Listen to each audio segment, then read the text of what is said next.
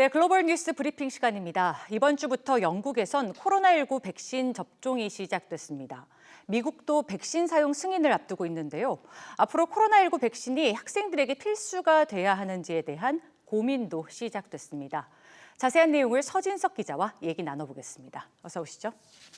자, 미국도 이제 곧 코로나19 백신 접종이 시작될 예정입니다. 지금 해외 곳곳에서 백신에 대한 우려와 기대가 교차되고 있는데요. 학생들의 의무 접종 이야기가 나오는 배경은 어떤 건가요?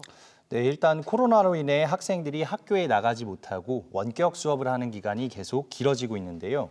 정상적인 학교 생활이 안 되는 거죠.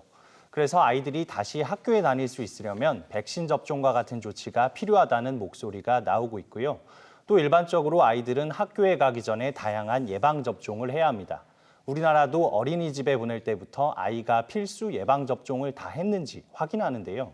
학교는 많은 학생이 집단 생활을 하는 곳이기 때문에 모두의 건강을 보호하고 또 감염병을 예방하기 위해서는 접종이 필수적입니다.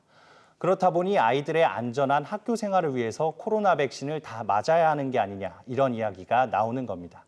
하지만 아직은 학생들에게 의무 접종을 할 것이냐 말 것이냐를 논의하기엔 시기가 이르다는 평가가 많습니다. 네, 시기상조라는 평가, 그러니까 그 신중론의 이유는 아무래도 부작용에 대한 우려 때문이겠죠? 예, 그렇습니다. 일단 코로나 백신은 이번에 새롭게 개발된 백신이기 때문에 얼마나 안전한지 또 아동에게 얼마나 효과적인지는 좀 더 지켜봐야 하고요. 또 임상실험에서 나타나지 않은 부작용은 없는지도 살펴봐야 합니다. 보통 백신 개발 기간을 평균 10년 정도로 잡는데요. 코로나 백신은 1년 만에 개발에 성공했습니다.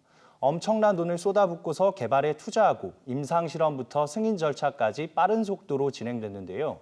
세계적인 대유행으로 이렇게 빨리 백신을 개발할 수 있었지만 한편에서는 안전성에 대한 우려도 나오고 있는 상황입니다. 네. 무엇보다 아직까지 코로나 백신이 아동에게 얼마나 효과가 있는지 밝혀진 바가 없는데요. 백신 개발 업체 파이자에서는 12살 이상의 어린이들에게 백신을 투여하는 테스트를 이제 막 시작했고요. 테스트 기간을 보면 학생들이 실제로 접종할 수 있는 시기는 내년 중반 이후로 예상됩니다. 전문가들은 아동에 대한 백신 효과성이 충분히 입증된 이후에 백신 접종을 의무화하는 게 적절한지 검토해야 한다는 의견을 내놓고 있습니다. 네, 효과에 대해서는 좀 더 지켜봐야겠습니다. 자, 이번엔 호주 소식 한번 살펴보죠. 호주의 빅토리아 대학교에서 이 블록 티칭이라는 새로운 방식을 도입한 이후 학생들의 성적이 많이 상승됐다고요. 네, 먼저 블록 티칭에 대해서 간단하게 설명을 드리면요. 보통 대학에서는 한 학기 동안 4개 정도의 강의를 듣는데요. 과목별로 일주일에 2~3시간씩 한 학기 내내 여러 과목을 동시에 듣습니다.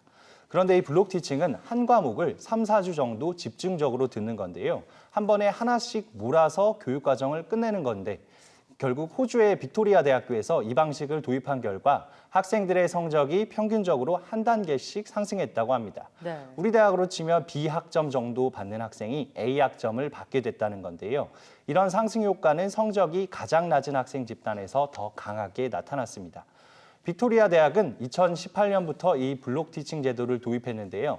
지난 2년 동안 학생들의 변화를 분석한 결과 성적 상승 효과가 뚜렷하게 나타난 만큼 앞으로 블록 티칭을 더 확대해 나갈 예정입니다. 교육적인 선례로서 더 긍정적인 영향들을 많이 만들어냈으면 좋겠습니다. 예, 오늘 얘기 잘 들었습니다.